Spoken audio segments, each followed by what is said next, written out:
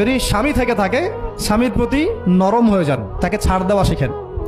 সবচেয়ে বড় কথা, তাকে মহব্বত করা তো অবশ্যই জরুরি, মহব্বতের চাইতেও বেশি জরুরি স্বামীকে বিশ্বাস করা এবং তাকে সম্মান করা। এমন কোনো কথা এবং কাজ না করা যেটা স্বামীর গায়রত বা ব্যক্তিত্বে আঘাত করে। ভালোবাসা অনেক গুরুত্বপূর্ণ বিষয়, ঠিক আছে, কিন্তু ভালোবাসা শুধুমাত্র একমাত্র গুরুত্বপূর্ণ বিষয় নয়। আরো গুরুত্বপূর্ণ বিষয় হচ্ছে বিশ্বাস, সম্মান এবং আনুগত্য। এখন বলতে পারেন যে আমার স্বামী আমাকে অন্যায় কাজে আদেশ করলে কি আমি আনুগত্য করব? কখনোই না।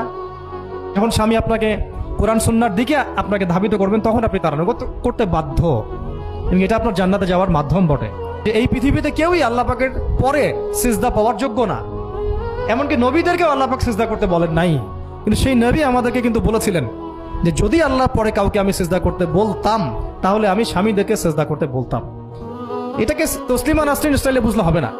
ওরা এটাকে এইভাবে নিবে যে ইসলাম মেয়েদেরকে দাসত্বের শৃঙ্খলা আবদ্ধ করতে চাচ্ছে, হ্যাঁ, আত্মস্বাধীনতা দিবে না ইত্যাদি। আমরা দেখবো পরকালে আমি জান্নাতে যেতে পারছি কিনা। আল্লাহ পাকের হুকুমের চাইতে আমার কাছে কোনো যুক্তি, বিজ্ঞান, প্রযুক্তি এগুলো বড় মানদণ্ড নয়।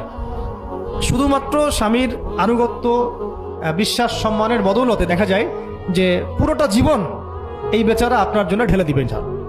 আর এই জায়গায় যদি দেখা যায় ঘাটতি থাকে, তখন কোনো কোনো ক্ষেত্রে ভালোবাসা যথেষ্ট হয়ে ওঠে না।